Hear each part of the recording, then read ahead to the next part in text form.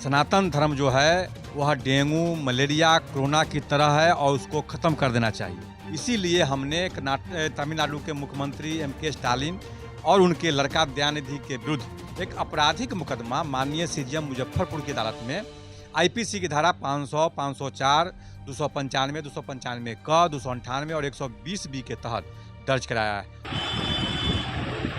तमिलनाडु के सीएम और उनके बेटे पर मुजफ्फरपुर कोर्ट में एक परिवाद दायर किया गया है।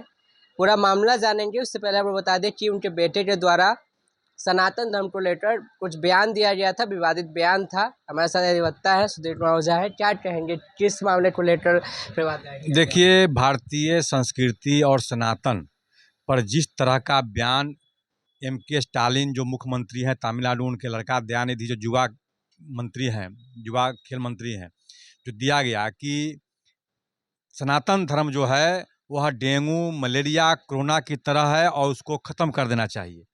इस तरह का बयान एक साजिशन दिया गया उनके द्वारा और बयान दिलवाने में तमिलनाडु के जो मुख्यमंत्री हैं उनके पिताजी, उनका भी अहम भूमिका है। इसीलिए हमने तमिलनाडु के मुख्यमंत्री एम.के. स्टालिन और उनके लड़का दयानिधि के विरुद्ध एक आपराधिक मुकदमा माननीय सीजीएम मुजफ्फरपुर की अदालत में आईपीसी की धारा 500, 504, 295, 295 क, 298 और 120 बी के तहत दर्ज कराया है। और मैंने आरोप लगाया है कि जानबूझ करके करोड़ों हिंदुओं की भावनाओं को आहत पहुंचाने और सनातन धर्म को खत्म करने की साजिश से और एक मखौल बनाने के उद्देश्य से तुच्छ राजनीति के लिए इनके द्वारा इस तरह का बयान दिया गया है। इसलिए इन पर कानूनी कार्रवाई की जाए। माननीय न्यायालय ने इसे गंभीरता से लिया है और सुनवाई के लिए 14 सितंबर की तिथि मुकर्रर की है। तो इस पूरे मामले को लेकर जिस तरीके से बयानबाजी दिया गया है और भी जो इस तरीके बयानबाजी देंगे उन्हें क्या कार्रवाई किया जा सकता है न्यायालय की? देखिए, माननीय सर्वोच्च न्यायालय का एक हालिया जजमेंट आया है हेट स्पीच पर कि किसी भी धर्म के खिलाफ में आप हेट स्पीच नहीं दे सकते हैं। तो ऐसे जो स्पीच नेताओं के द्वारा दिया जा रहा है, इन पर कानूनी कार्रवाई करने के लिए सुप्रीम कोर्ट के तरफ से भी एक आदेश आ गया हुआ है। और जो हम दफ़ा इनके विरुद्ध लगाए हैं, उसमें 1 साल से लेके 3 साल तक की सज़ा है। अगर यह आरोप सिद्ध हो जाती है, तो इनको 1 साल से लेके 3 साल तक की सज़ा हो सकती है। कल मुझे देखने को मिला है कि दयानिधि जो मंत्री हैं, उनके द्वारा एक बयान आया कि मैं अपने बयान पर कायम हूँ। और आज भी वह माफ़ी मांगने को तैयार नहीं है, अपने बयान से पीछे हटने को तैयार नहीं है और ना ही उनके पिता इस विषय पर कुछ बोलने को तैयार हैं।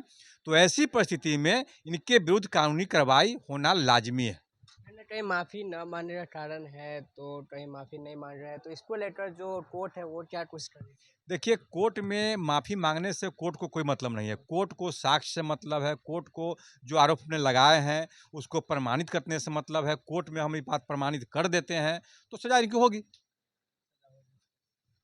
क्या कुछ कार्रवाई किया जा रहा है? अभी तो फाइल हमने केस कर दिया। अब 14 सितंबर की इसकी सुनवाई है।